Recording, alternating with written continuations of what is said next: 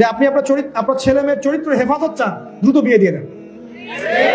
প্রাপ্তবয়স্ক হয়েছে, রিজিকের ব্যবস্থা আছে, আপনি বিয়ে দিয়ে দেন।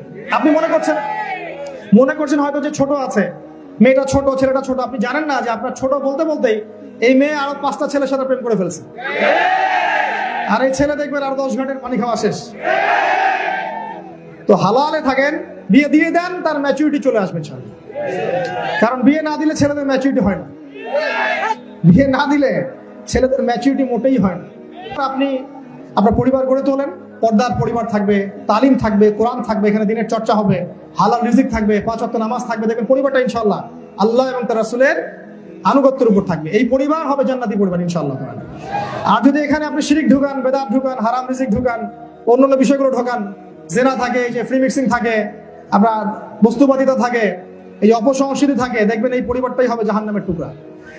আল্লাহ পাক বলেছেন কু আনফুসাকুম ওয়া আহলিকুম নারা, নিজে জাহান্নামের আগুন থেকে বাঁচো, পরিবারকে জাহান্নামের আগুন থেকে বাঁচাও, এটা আমাদের দায়িত্ব। এরপর আপনার সন্তান সন্ততিদেরকে আপনি সেইভাবে মানুষ করবেন যেভাবে আপনি মানুষ হতে পারেন নাই, মনে থাকবে। এরপর আপনার বাচ্চা কাচ্চা হবে, আপনার আল্লাহ চাইলে ছেলে দিবেন, মেয়ে দিবেন। এই ছেলে মেয়েকে আপনি সেইভাবে বড় করেন যেভাবে আপনি বড় হতে পারেননি। ছোট থেকে ফ্রম দ্য ভেরি বিগিনিং আপনি ওদেরকে কোরআন শেখান, আল্লাহকে চিনতে শেখান, রাসূলকে চিনতে শেখান। হ্যাঁ, সময় দেন, পরিবারকে সময় দেন, পরিবারের বাচ্চাদেরকে নিয়ে বসেন, স্ত্রীকে সময় দেন। এই সব কিছু আপনার ইবাদত। ইবাদত মানে শুধু নামাজ, রোজা, হজ, জাকাত নয়, এগুলো আপনার ইবাদত। ঠিক আছে? আদর্শ পরিবার গড়ে তুলুন, আল্লাহ পাক তৌফিক এনায়েত করুন, আল্লাহুম্মা আমিন।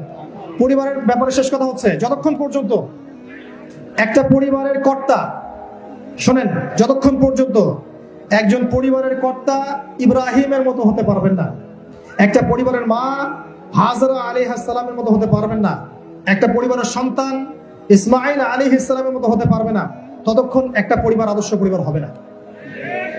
ঠিক আছে?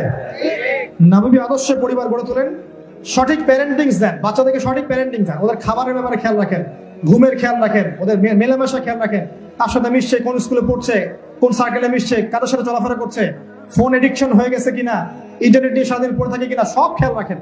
সিসি ক্যামেরার মতো কাজ করেন, দেখবেন ইনশাআল্লাহ আপনার সন্তান ভালো হবে। আর সব সময় আল্লাহর কাছে দোয়া করবেন, রব্বানা, আমার সাথে বলেন, রব্বানা হাব লানা মিন আজওয়াজিনা ওয়া যুররিয়াতিনা কুররাতা আয়ুন ওয়াজআলনা লিল মুত্তাকিনা ইমামা। দোয়া করবেন, রব্বি হাবলি মিনাস সালিহিন, রব্বি হাবলি মিনাস সালিহিন, এগুলো দোয়া করবেন। ইনশাআল্লাহ আল্লাহ পাক আদর্শ পরিবার গড়ে দিবেন ইনশাআল্লাহ।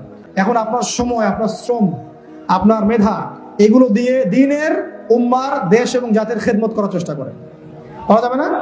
যে যে জায়গায় আছেন সেখান থেকে আপনি ছোট্ট একটা চাকরি করেন, সেখানে করা সম্ভব, চিকিৎসক সেখানে করা সম্ভব, একজন ব্যবসায়ী সেখানে করা সম্ভব, একজন প্রশাসনের লোক সেখানে করা সম্ভব, আপনি একজন মিলিটারিতে আছেন সেখানে করা সম্ভব, বর্ডারে দেশকে পাহারা দিচ্ছেন সেখানে করা সম্ভব, প্রত্যেকটা জায়গায় করা সম্ভব।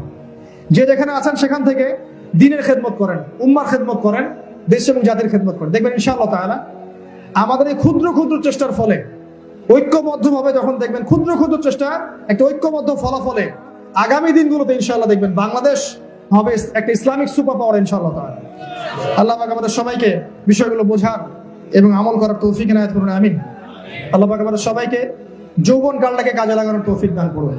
আমাদের সবাইকে আল্লাহ পাক সঠিক জ্ঞান অর্জন করার তৌফিক দান করুন, কনস্ট্রাকটিভ সিলেবাসে পড়াশোনা করার তৌফিক এনায়েত করুন।